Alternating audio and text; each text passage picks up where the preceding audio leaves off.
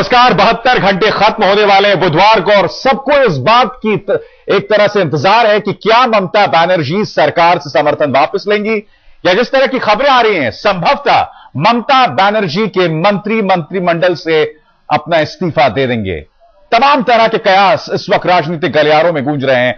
आज इस बड़ी बहस का मकसद भी यही है।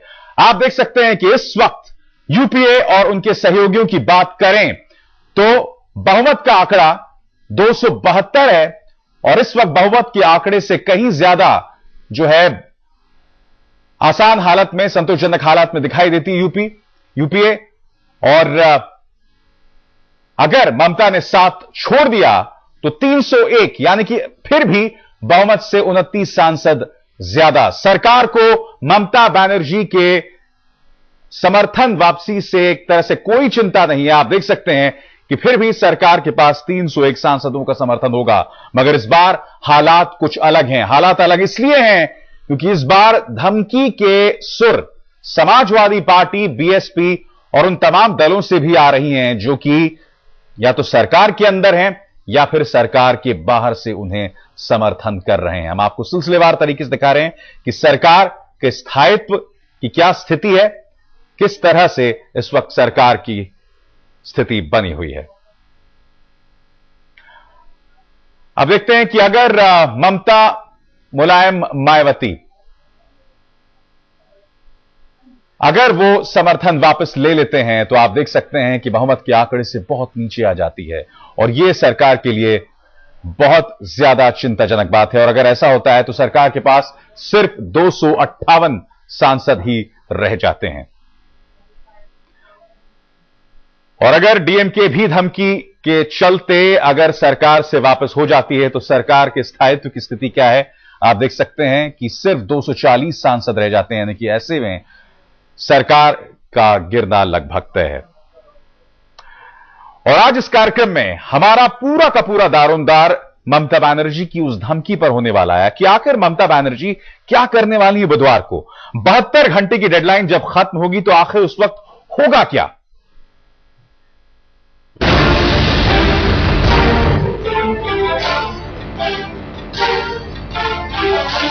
पश्चिम बंगाल की फायर ब्रांड मुख्यमंत्री ममता बनर्जी दम ठोककर राज्य की कमान संभालती हैं और किसी भी मुद्दे पर अपने बेबाक अंदाज से हर किसी को पस्त करने में जरा भी कोताही नहीं बरतती।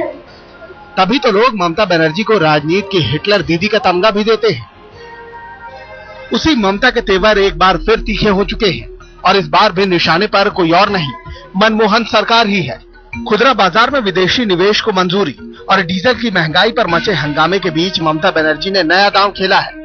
इस बार मामला थोड़ा गंभीर दिख रहा है क्योंकि दीदी ने दे दिया है मनमोहन सिंह को 72 घंटे का अल्टीमेटम, जिसकी मियाद सोमवार को खत्म हो रही है। मंगलवार को कोलकाता में तृणमूल कांग्रेस की बैठक है और सूत्रों से पता चला है कि बैठक के अगले दिन यानी बुधवार को केंद्र सरकार में शामिल तृणमूल के सभी मंत्री इस्तीफा दे सकते हैं। हम आपको बता दें कि केंद्र में तृणमूल के 1 कैबिनेट मंत्री और 6 राज्य मंत्री शामिल हैं। खास बात यह है कि ममता बनर्जी के ये तेवर उनका अल्टीमेटम पूरा होने से पहले ही सामने आए हैं।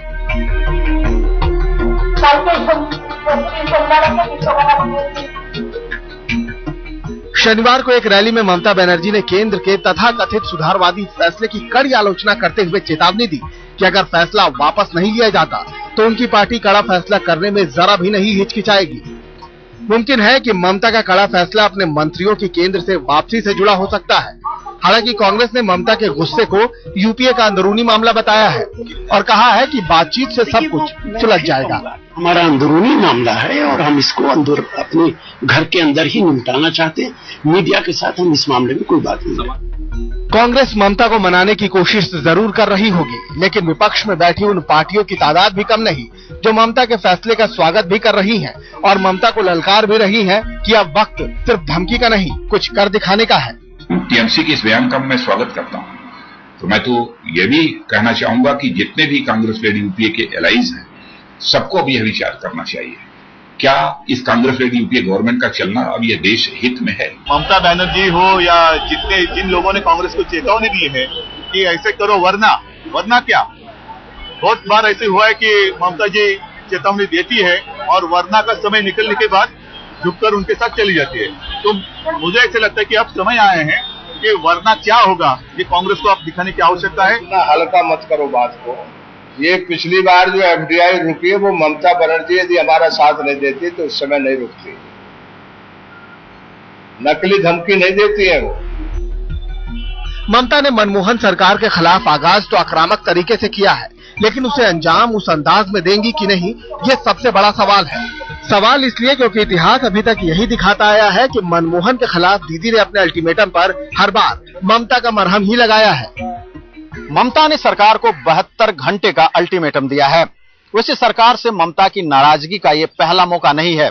इससे पहले भी ममता कई दफा कई मामलों पर सरकार से हाथ खींचने की धमकी दे चुकी है, लेकिन हर बार वो एक कदम आगे बढ़ाती है तो 2 कदम वापस लेती है।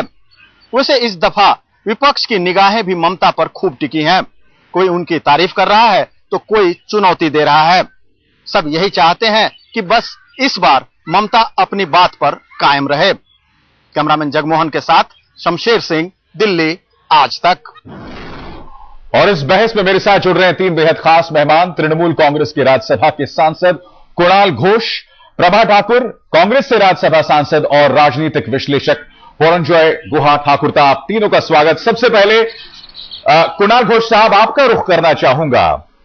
क्या समर्थन विथड्रॉ करना तमाम विकल्पों में से एक विकल्प है जिसे आप एक्सप्लोर कर रहे हैं? देखिए, मंगलवार 18th Trinamool Congress parliamentary party will meet.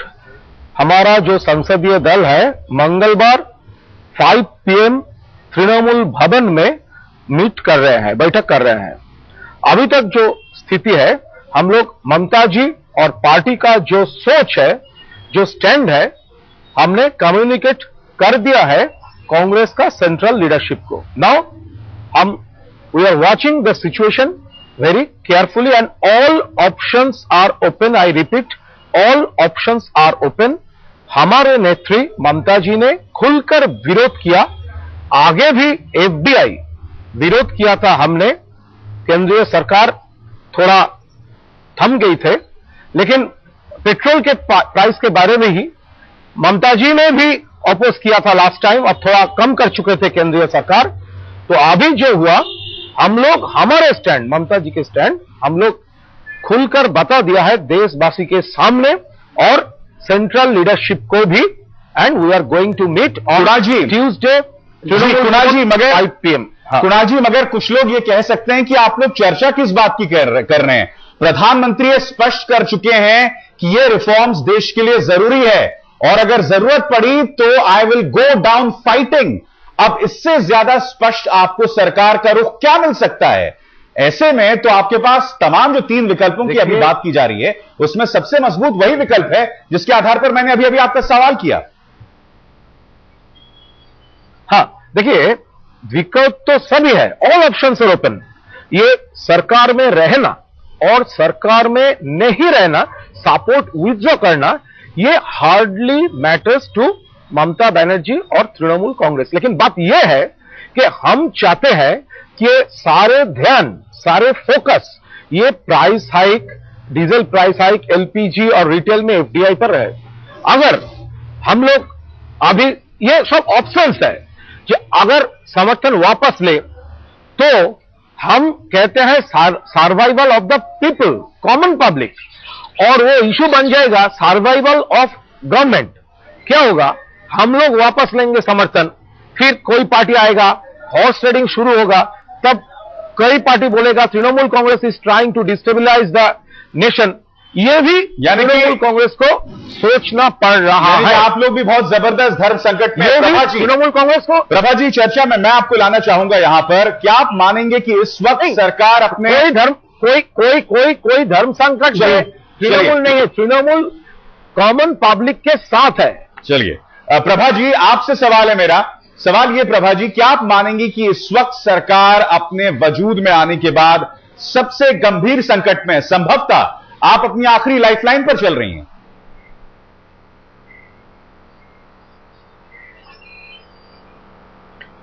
देखिए, प्रधानमंत्री जी का बयान पूरे देश ने सुना है और पूरा देश इस बात को जानता है कि प्रधानमंत्री जी कम बोलते हैं और बहुत चिंतन के बाद अगर वो कोई बात ये पाते हैं कि ये जन कल्याण में, जनहित में है, तो अपनी सरकार को भी दांव पे लगाने से हिचकिचाते नहीं। देश के हित में, जनता के कल्याण के हित में, पहले भी परमाणु करार के समय में ये संकट आया था, नो कॉन्फिडेंस मोशन आया था और सरकार ने, मनमोहन सिंह जी ने, यूपीए अध्यक्ष सोनिया जी ने ये तय कर लिया था संकल्प कि चाहे सरकार रहे या जाए लेकिन बिजली की समस्या का समाधान होना चाहिए। अभी भी महंगाई से लड़ाई लड़ने के लिए और हमारे गांव के लोगों को, हमारे हर गांव के लोगों को, शहर के लोगों को, देश के लोगों को रोजगार कैसे ज्यादा मिले, कैसे ज्यादा से ज्यादा कंपनियां यहाँ आए, यहाँ पे निवेश करें, जनता को रोजगार मिले, खुशहाली आए और वो महंगाई का सामना कर सकें और गृहिणियों को सुविधा मिले, किसानों को बिचौलियों से राहत मिले और वो सीधे अपना माल महंगी कीमतों पर बेच सके। इसके लिए आज प्रधानमंत्री जी ने पुनः ये फैसला किया है कि चाहे हमारी सरकार रहे या चाहे जाए, लेकिन हम फॉरेन डायरेक्ट इन्वेस्टमेंट को बिल्कुल सिंगल ब्रांड में भी और मल्टी डिटेल के लिए भी हम तैयार हैं और उसके लिए उन्होंने राज्य सरकारों को ऑप्शंस दिए हैं कि कोई राज्य सरकार चाहे तो इसे लागू करे, चाहे तो नहीं। वहां कोई तानाशाही नहीं है केंद्र सरकार की। चलिए, ये और ये भी कहा है कि जहां 10 लाख की आबादी होगी। प्रभा जी, न्यूक्लियर के प्रभा जी, देखिए समाजवादी पार्टी आपकी, देखिए ये जो एक मिनट, ये जो बात कह जा रहे हैं प्रधानमंत्री, एक मिनट प्रधानमंत्री जी ने ये जो बात आपने किया, जो हमारा सरकार अगर रहे या ना रहे, ये ऑनरेबल प्राइम मिनिस्टर का स्टैंड है। व्हाट डू मीन बाई हमारा? ये क्या कांग्रेस का प्राइवेट प्रॉपर्टी है? ये क्या अकेले का सरकार है कांग्रेस का? Trinamool Congress second largest constituent है। हमारा सरकार किसका सरकार है? हमारा, ये बात, ये वर्ड हमारा क्या है? कांग्रेस का। जवाब दीजिए। कांग्रेस का सरकार हमारा नहीं, यूपीए का। जवाब दीजिए प्रभा जी। यूपीए का सरकार, देखिए हमारा कांग्रेस का यूपीए सरकार है जिसमें अन्य हमारे सहयोगी दलों के साथ मिलकर के वो हमारी सरकार बनती है और इसीलिए जो मुखिया होते हैं प्रधानमंत्री, तो हमारा सब एक बात तय हो गई है। नहीं कह रहे मेरी, हमारी बात तय हो गई है। हमारे साथ भी बने हुए हैं, उनका भी हम रुख करेंगे। एक बात तय हो गई कि जब सरकार कि मुखिया यानी कि प्रधानमंत्री मनमोहन सिंह कहते हैं कि हमारी सरकार रहे या न रहे, तो कहीं ना कहीं तृणमूल कांग्रेस इसमें एक हल्की सी तलखी देखती है, जिसकी मिसाल अभी अभी आपने देखी। तो ममता बनर्जी ने 72 घंटे का समय दिया है, मगर प्रधानमंत्री मनमोहन सिंह भी स्पष्ट कर चुके हैं कि I will go down fighting, मेरी सरकार चल जाए उसकी मुझे कोई परवाह नहीं है। ऐसे विकल्प क्या बचते हैं ममता बनर्जी के पास? 3 खास मेहमान मेरे साथ बने हुए हैं। प्रभा ठाकुर कांग्रेस से, कुणाल घोष तृणमूल कांग्रेस से और पुरंजय गुहा ठाकुरता राजनीतिक विश्लेषक। पुरंजय, मैं आपके पास यहां पर आना चाहूंगा। जब प्रधानमंत्री ये बात कह चुके हैं तो ऐसे में तृणमूल कांग्रेस के पास विकल्प बचता भी क्या है? ये तो नाक का सवाल हो जाएगा। देखिए, आज ममता जी और तृणमूल कांग्रेस के सामने विकल्प एक ही है कि वो सरकार से बाहर आ जाए। उनका जितने मंत्री है, जैसे रेल मंत्री मुकुल रॉय है, वो सब इस्तीफा दे देंगे, मगर सरकार वो गिराएंगे नहीं। क्यों? इसका कारण यह है कि ममता जी जैसे सीपीएम और प्रकाश कारत यूपीए 1 को वहां से भी समर्थन वापस ले लिया था, मगर सरकार गिरा नहीं। इस बार भी ममता बनर्जी, ये उनको मालूम है कि हां उनके पास 19 सांसद है, समाजवादी पार्टी के पास 22 सांसद है। समझ लीजिए दोनों, समाजवादी पार्टी और तृणमूल कांग्रेस दोनों एक साथ यूपीए 2 सरकार से समर्थन वापस ले, फिर भी सरकार टिक जाने का एक संभावना है, क्योंकि 21 संसद है मायावती जी की, बहुजन समाज पार्टी की, और हमें लग रहा है कि सपा और बसपा एक साइड में नहीं रहेंगे। हां, प्रणब बाबू का जब राष्ट्रपति का चुनाव हुए थे उस समय दोनों एक साइड थे, मगर इस बार दोनों कहेंगे कि हां, हम एफडीआई को विरोध करते हैं, हमारे राज्य में नहीं आएंगे, हम पसंद नहीं है कि डीजल का कीमत 5 रुपए प्रति लीटर बढ़ गया, इसमें महंगाई का मार आएगा, आम आदमी बहुत परेशान हो जाएंगे, फिर भी हम सरकार नहीं चाहते गिरना। और साथ साथ वही मुलायम सिंह जैसे भाषा इस्तेमाल करेंगे, शायद ममता जी वही भाषा इस्तेमाल करेंगे कि हम सांप्रदायिक शक्ति को फायदा दिलाना नहीं चाहते, और सांप्रदायिक शक्ति मतलब भारतीय जनता पार्टी। और ये भी सब लोग जानते हैं जी कि बिल्कुल, पश्चिम बंगाल में 25% के आसपास जो वहां का जनसंख्या है वो मुसलमान है। तो मेरा लग रहा है कि ये गठबंधन राजनीति का जो खेल चल रहे हैं ये कुछ दिन और चलेगा, कुछ दिन और चलेगा। आपसे एक सवाल, आने वाले हफ्ते में देखिए कैबिनेट रिशफल होने वाले हैं। देखिए सवाल आप देखिए यहां पर हम कुणाल, मेरा सवाल सुनिए पहले। पिछली बार एफडीआई पर फैसला सरकार को मुलतवी सिर्फ और सिर्फ ममता बनर्जी की वजह से करना पड़ा था। इस बार सरकार ने उनकी परवाह नहीं की। मैं तो कह रहा हूं यहां पर ममता दी की नाक का सवाल है। बावजूद इसके अगर आप विचार अभी भी कर रहे हैं तो आप कहीं ना कहीं ममता दी के वर्चस्व, उनके अस्तित्व पर सवाल उठाते हैं। नहीं, देखिए आपका सवाल क्लियर है, और ये भी मैं कह सकता हूं कोई खेल नहीं चल रहा है। Mamata Banerjee is very transparent with her policies and stands. हमने ये कह चुका है, ये प्राइस हाइक के बारे में, डीजल के बारे में, एलपीजी के बारे में, रिटेल में वो एफडीआई के बारे में हमारा स्टैंड क्या है। लेकिन we have not the numbers to dominate the government. हमारा पास वो तो नंबर नहीं है।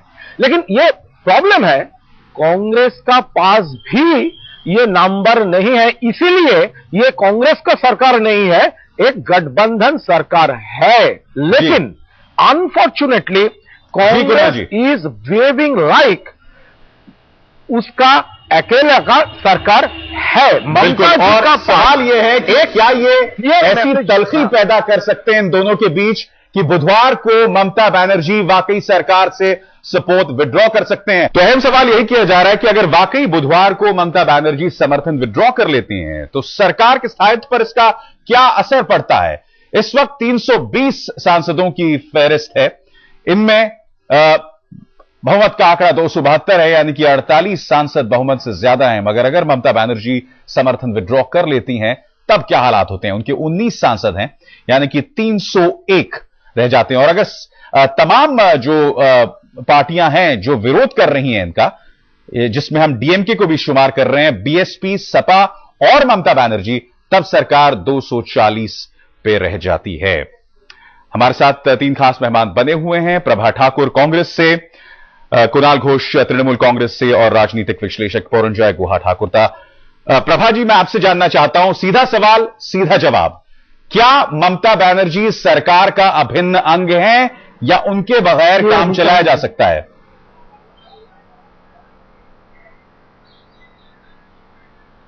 अभिषेक जी, जब तक ममता जी स्वयं यूपीए की एक विशेष राजनीतिक दल है, अहम हैसियत रखती हैं और यूपीए के साथ हैं, तो इस नाते उनका महत्व है और उनका सम्मान है और हमेशा रहा है। नहीं, मगर मुझे ऐसा लग रहा है प्रभा जी की उनकी वो अहमियत नहीं रही। ये पिछली बार एफडीआई के पैसे पर आपने फुल स्टॉप लगा दिया था ममता बनर्जी की वजह से। इस बार आपको उनकी परवाह नहीं है, तो मुझे नहीं लगता उनकी वैसी अहमियत रही पहली जैसी। प्रभा जी,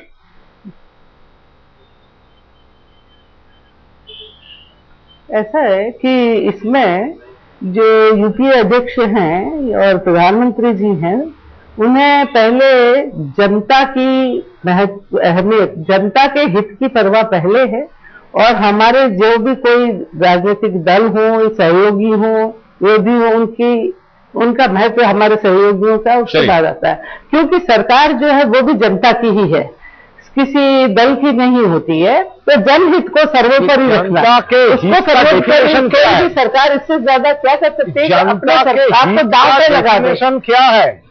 अपने आप को दांव पे लगा दे कि भले ही रहे, लेकिन जनता के हित का डेफिनेशन क्या है? वो डीजल प्राइस कि जब यहाँ पे ज्यादा फैक्ट्री क्या जनता का हित में है? मुझे पूरा विश्वास है कि ममता जी भी इस बात को एनालाइज करके समझ लेंगी समय पे, और वो निश्चित रूप से आसार बहुत कम दिखाई दे रहे हैं। खैर, मैं आप दोनों का रुख करूंगा, दरअसल हमें थोड़ा इतिहास में जाना पड़ेगा। इससे पहले ममता बनर्जी ने सरकार पर किस तरह का दबाव डाला है और उसका क्या नतीजा हुआ है, आइए ये रिपोर्ट देखते हैं।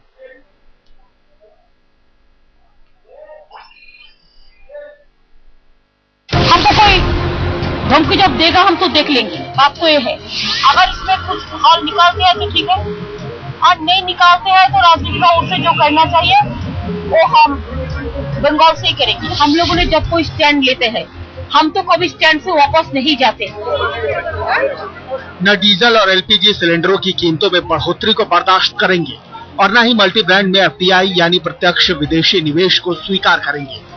तृणमूल कांग्रेस के अध्यक्ष ममता बनर्जी ने सीधे और स्पष्ट शब्दों में मनमोहन सरकार को 2 टूक इसकी चेतावनी दे दी है।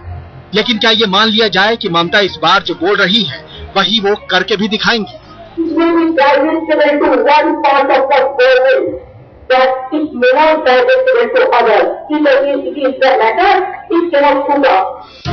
ममता की चेतावनी पर सवाल खड़े होने की वजह हम आपको बताते हैं। दीदी ने पिछले 1 साल के अंदर ही कई बार केंद्र सरकार को अल्टीमेटम दिया है, लेकिन कमोबेश हर बार उन्होंने मनमोहन पर ममता ही दिखाई है। सितंबर 2011 में भारत और बांग्लादेश के बीच तीस्ता नदी पर बैठक से पहले पीएम के दल से अपने आप को बाहर कर लिया। नतीजा ये रहा कि मनमोहन सिंह को तीस्ता नदी समझौते का एजेंडा अपने दौरे से गिराना पड़ा। नवंबर 2011 में भी तेल की कीमतों में केंद्र ने इजाफा किया, जिस पर ममता ने सरकार से समर्थन वापसी की धमकी दी। इसके बाद यूपीए सरकार को बढ़ी हुई कीमतों में हल्की कटौती करनी पड़ी। नवंबर-दिसंबर 2011 में ही केंद्र सरकार ने मल्टी ब्रांड रिटेल में 51% एफडीआई लागू करने की कोशिश की, लेकिन ममता की चेतावनी की वजह से उस वक्त ऐसा नहीं हो पाया। इसके अलावा ममता के भारी विरोध के बाद सरकार को संसद में पेंशन बिल और कंपनी बिल पेश करने से भी पीछे हटना पड़ा। दिसंबर 2011 में केंद्र सरकार को उस वक्त झटका लगा जब ममता ने लोकायुक्त के मसले पर लोकपाल बिल का विरोध कर दिया। मार्च 2012 में तत्कालीन रेल मंत्री दिनेश त्रिवेदी की कुर्सी को लेकर ममता और कांग्रेस खुलकर आमने सामने आ गए, लेकिन ममता की बात न मानने का दिनेश त्रिवेदी को खामियाजा भुगतना पड़ा और कांग्रेस को भी ममता से हार माननी पड़ी। अप्रैल 2012 में ममता और कांग्रेस फिर आए आमने सामने। आतंकवाद के खात्मे के लिए केंद्र की एनसीटीसी के प्रस्ताव को भी ममता ने लाल झंडी दिखाई और दूसरे राज्यों को भी इसके लिए उकसाया। जुलाई 2012 में राष्ट्रपति चुनाव में उम्मीदवार के मुद्दे पर ममता खुलकर कांग्रेस के खिलाफ आई। कांग्रेस के उलट ममता ने अपने उम्मीदवार की घोषणा की और यूपीए से समर्थन वापसी की धमकी भी दी, लेकिन आखिरकार उन्हें यू टर्न लेना पड़ा। यहाँ ममता पर कांग्रेस भारी साबित हुई और ममता ने प्रणब मुखर्जी की दावेदारी पर ही अपनी मुहर लगाई। ये आंकड़े गवाही दे रहे हैं कि ममता और कांग्रेस दोनों के बीच का झगड़ा कई बार खुलकर सामने आ चुका है, लेकिन शायद दोनों की राजनीतिक मजबूरियां इतनी ज्यादा हैं कि मतभेद के बावजूद दोनों केंद्र और राज्य में एक साथ चलने के लिए मजबूर है। अब इस बार ममता के अल्टीमेटम में कितना दम है, इसका खुलासा भी बुधवार को ही हो जाएगा। आज तक ब्यूरो। हमारे साथ पुरंजय गोवा ठाकुर यहाँ मौजूद हैं। पुरंजय, मैं आपसे यहाँ पर जानना चाहता हूं, क्या आप इस बात से इत्तेफाक रखेंगे कि कम से कम राष्ट्रपति चुनावों के दौरान जो पूरा घटनाक्रम हुआ था उसकी वजह से ब्रांड ममता का इरोजन हुआ है? कुणाल, मैं आपके पास आऊंगा। पुरंजय, ब्रांड ममता के इरोजन होने का बहुत सारे कारण हैं। सिर्फ ये राष्ट्रपति चुनाव के बाद मुलायम सिंह के साथ एक बार आया, फिर एपीजे अब्दुल कलाम जी का नाम किया, फिर गोपाल गांधी का नाम किया, और भी कारण है। देखिए, अगर आप भारतवर्ष का राजनीति अगर आप देखेंगे, इस एक समय जा रहा है कि ममता बनर्जी का 19 सांसद है और पश्चिम बंगाल से 42 सांसद के बीच। उनका तो उम्मीद है कि जितना जल्दी चुनाव होगा, अगर मध्यवर्ग एक मिड टर्म इलेक्शन हो जाता है तो उनका तो उम्मीद है कि हाँ भाई 19 से हम बढ़ के कहीं 30 के आसपास हम पहुंच जाएंगे, तो उनका ताकत बढ़ जाएगा। वैसे तो मुलायम सिंह भी वही सोच रहे हैं कि अगर जल्दी जल्दी चुनाव हो जाए तो अभी मुलायम सिंह जी के पास, मतलब सपा के पास 22 सांसद है, वो 22 से बढ़ के 40 के आसपास आए, लोग उम्मीद करते हैं। मगर ये भी है कि इन लोग को याद है क्या हुआ यूपीए 1 के समय। सीपीएम और वाम दल ने समर्थन वापस लिया, उस समय मुलायम सिंह जी सरकार को बचा दिया। तो इस बार क्या होने वाले हैं समय बताएंगे, मगर देखिए आने वाले हफ्ते में कैबिनेट रिशफल होने का संभावना है। सोमवार का दिन भारतीय रिजर्व बैंक ब्याज दर कम करने का एक संभावना है। नया आपको इंफ्रास्ट्रक्चर के लिए, यानी कि जो जो सार्वजनिक जो सड़क वगैरह बनाने के लिए सरकार पैसा खर्चा करेंगे। और साथ साथ मैं समझता हूं कि आने वाले बजट में सरकार बहुत कुछ घोषणा करेंगे। वो आम आदमी के लिए कुछ लोक लुभावन घोषणाएं, कुछ पॉपुलिस्ट घोषणाएं की जा सकती हैं, जैसे खाद्य सुरक्षा की बात होगा, गरीबी रेखा के नीचे जो है उनके लिए मुफ्त में दवाई बांटना। ये ऐसे में बिल्कुल ऐसे में ममता बनर्जी के लिए फैसला लेना बहुत मुश्किल हो जाता है। मगर कुणाल दा, मैं आपसे सीधा यहां पर सवाल पूछना चाहूंगा।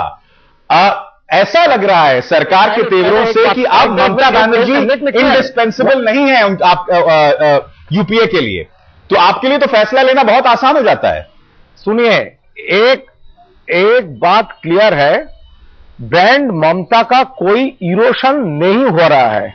हम एक रिक्वेस्ट करेंगे, आप जो दिल्ली में है एक बार कलकत्ता आइए, बंगाल में एक टूर कीजिए ममता जी के साथ। वो जो आपका नहीं आप मेरे बात को समझे नहीं, आपको हमने जाएंगे ममता का इरोशन नहीं हो रहा है। नहीं सवाल समझिए मेरा।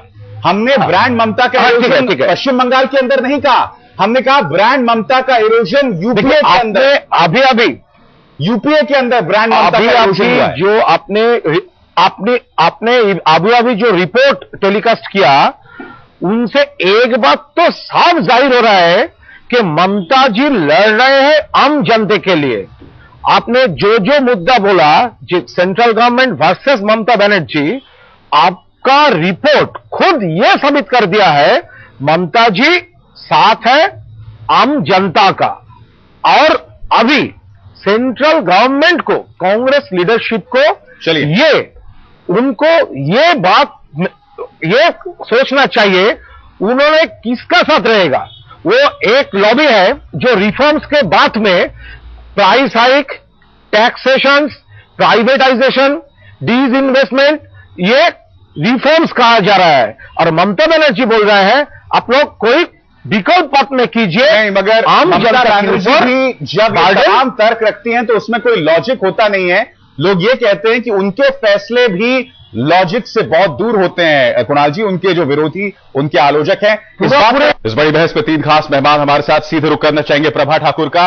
प्रभा जी, आपने न्यूक्लियर डील का हवाला दिया था, मगर इस बार वो तमाम लोग जो आपके संकट मोचक उस वक्त साबित हुए थे, वो भी एफडीआई, खुदरा क्षेत्र में एफडीआई का विरोध कर रहे हैं।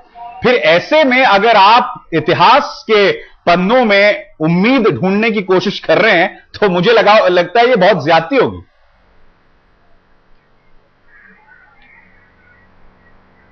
अभिसार जी, उम्मीद नहीं, विश्वास है। क्योंकि जनता जो है, जन समर्थन जब जिसके साथ होता है और उसको एक नकली रूप में कोशिश की जाती है कि ये जन विरोध है, वो नहीं है। जनता को समझाने की जरूरत है कि इसके क्या फायदे हैं। आखिर नहीं, जनता को पहले सांसदों को समझाएंगे ना। छोड़ दिया कि आपको फायदा न लगे अपनी जनता के लिए, नहीं, तो जनता से पहले आप पार्टियों को समझाएंगे। नहीं, सांसद इस बात को समझ चुके हैं। प्रभा जी, कांग्रेस ने जनता को जो समझाया, पहले भी बात उसका रिजल्ट यूपी में देखा गया है, आंध्र प्रदेश में देखा गया है। पहले भी ये फैसला होते होते रह गया था। चलिए प्रभा जी, मेरे ख्याल से कुणाल जी आपसे एक सवाल पूछना चाहते हैं। कुणाल जी, क्या सवाल पूछ रहे हैं? सरकार ने, प्रधानमंत्री जी ने, देखिए पहले एक छोटा सा बात। कुणाल जी सवाल पूछिए, सीधे सवाल पूछिए। जी एक छोटा सा बात। तृणमूल कांग्रेस का जो पार्लियामेंट्री पार्टी का जो मीटिंग है वो ट्यूसडे में है, वो वेडनेसडे में नहीं है, वो ट्यूसडे में है। चलिए, मंगलवार का है।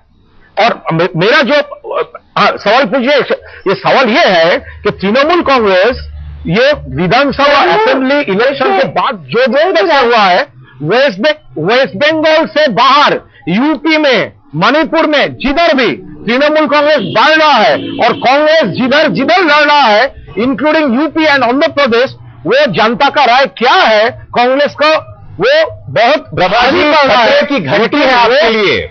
उसके बाद भी आप बात कह चुके हैं। मैं आपको जी खतरे की याद दिला, कुणाल जी, मैं आपको याद दिला दूं, हमें कोई खतरे की घंटी, ये जनता के लिए खतरा नहीं होना चाहिए। खतरे की घंटी का सवाल नहीं है। सवाल इस समय देश के हित का है, जनता कल्याण का है। और मैं उनको, कुणाल जी को ये भी याद दिला दूं, वो जो यूपी की बात कर रहे हैं, पिछली बार जो विधानसभा चुनाव के नतीजे क्या कर रहे हैं याद होगा, और फिर लोकसभा चुनाव में बारिश कर रहे हैं जनता ने ही चुनकर कर दी है। चलिए, तो आप इस तरह से इसका आकलन नहीं कर सकते। बिल्कुल, मैं आपका जो पॉलिसीज है जी वो जनता खारिज कर रहे हैं। एक मिनट के लिए आप कुछ कहना चाह रहे हैं? शुरू होगी, एक मिनट, और भी बुद्धिजीवी बताएंगे जनता को कि इससे कितना लाभ है। जी मैं दो चार बात कहना चाहता हूं। देखिए, 4 साल पहले जब ये वाम दल यूपीए 1 सरकार से समर्थन वापस ले लिया, उस समय जो माहौल था और आज जो है उसमें काफी फर्क है। उस समय सरकार ने कहा कि देश के लिए ऊर्जा चाहिए, एकदम क्लीन एनर्जी चाहिए, और उस समय वाम दल कह रहे थे ये अमेरिकी दबाव के लिए हो रहा है।